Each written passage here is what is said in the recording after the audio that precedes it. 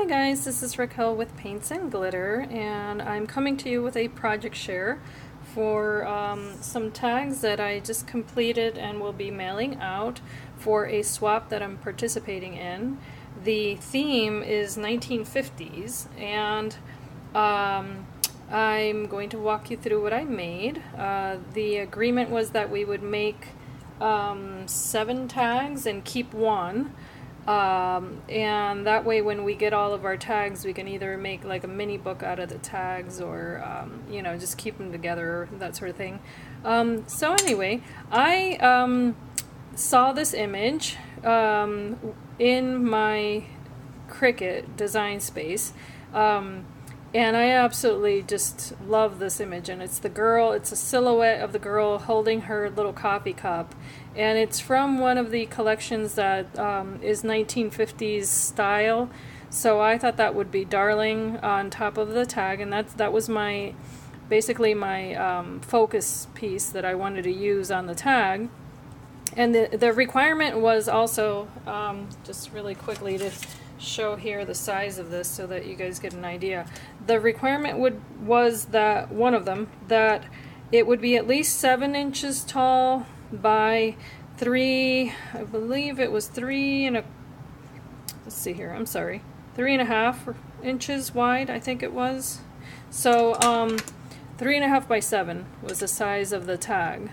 So it's rather large, but that's great because then it could fit all the embellishments, because another requirement was that it would have at least 5 to 7 embellishments, which I thought was great, and that's one of the reasons I wanted to join the challenge, was because I'm more of a minimalist when I make things, so I wanted to, you know, push myself and say, okay, you know, let me see what would I call an embellishment that would work without it being too crazy. So anyway, I love coffee, so obviously the girl was holding her little cup there, and of course this could be used for tea themed or any drink really, but I went with coffee. And so this is my 1950s image, if you can see the close-up there. And I'm so happy to say that that was my first cut from my Cameo that I received. So I played around with the Cameo in Silhouette Studio, and I figured out how to import the image and, you know, have a little fun with that. So anyway, however, after I cut it, so let me show you guys, and I just knocked a bunch of stuff over. I cut it out of this photo paper, which is kind of like a semi-gloss paper, so I'm sorry for the glare.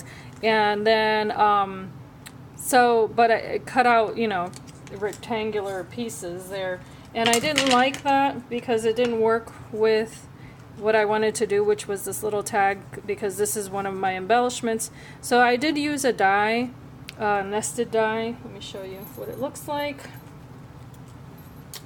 I used this one for the background, and then this one. So, and I got those from online. I'm not quite sure who makes those, but and so I used this paper back here, which is kind of like a bronze paper. I wanted to mix the metallic colors, so this is the bronze, and then I put the little golden bow clip there, and then I put it, these are the buttons that I use are actual vintage buttons, so this is one of them. And then I used non-vintage enamel dots. I'm sorry, I always forget the name of those little enamel dots. They're just, you know, coffee, like little coffee beans. I wish if there were coffee beans enamel dots, I think I would buy every single one of them. If anyone knows of that sort of thing, let me know. Anyway, I used this glitter paper here that I found, so I know someone might ask. I want to say, okay, here we go. This is from Coordinations, and I got that at Joann's. And it cut so beautifully with the Cricut, because everything else I cut this, and the little, the piece of furniture that she's sitting on there is from the Cricut. So it cut out beautifully, and as you see, there's no no residue of glitter, which is important, you know, because you don't want to get your mats all crazy. So anyway, so I cut her out, and she's actually quite thick. This is a really, I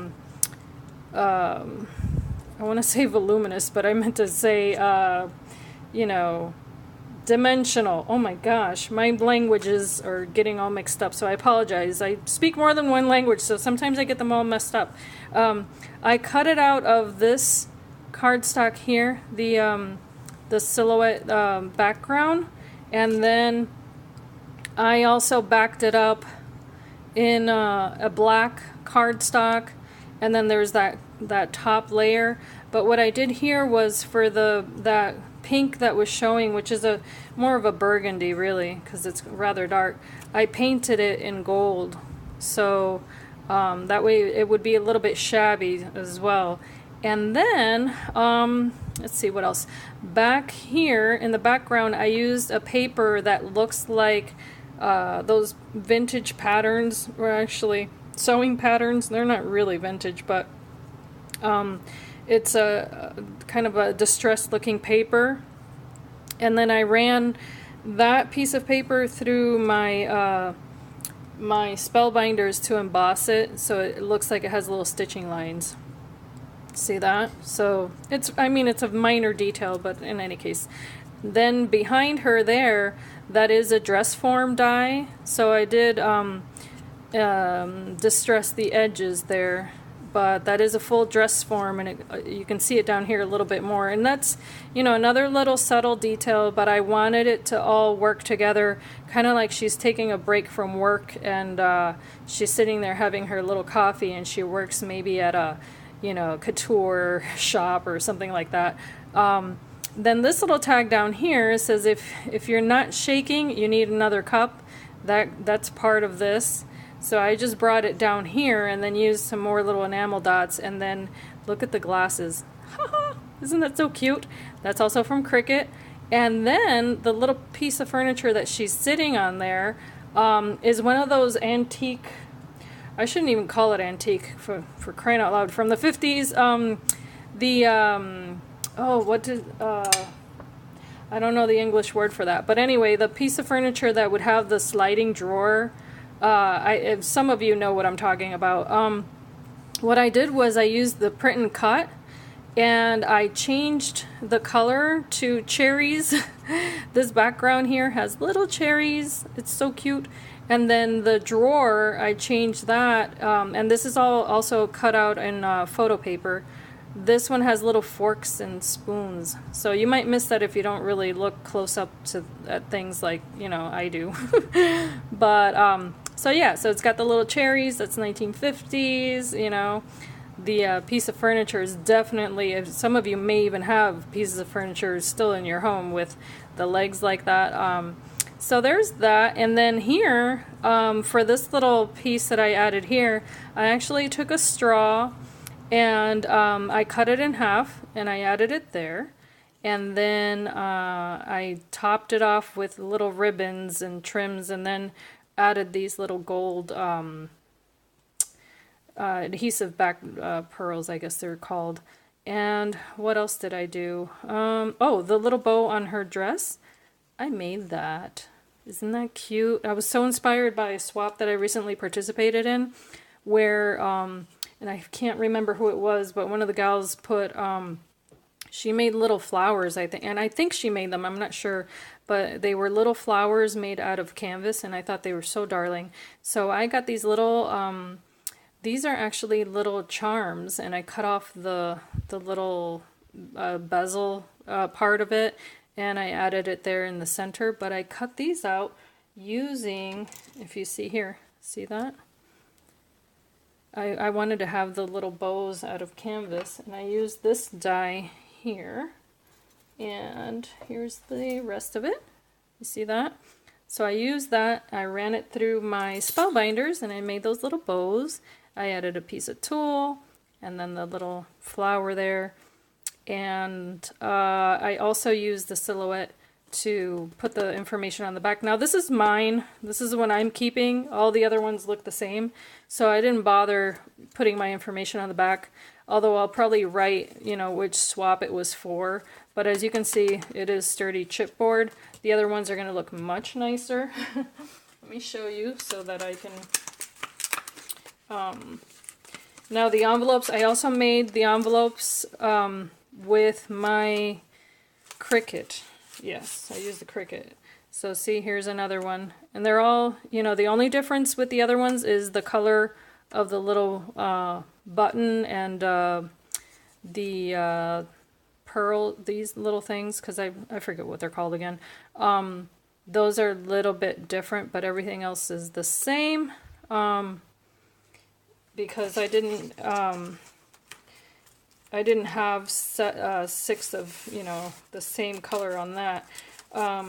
But yeah, so they'll go out with, I recycle the packaging so that way it'll be very sturdy when it mails out. And more than likely, knowing me and my OCD, I'll probably put them in another envelope as well. But in any case, the back, this is what I meant to show you.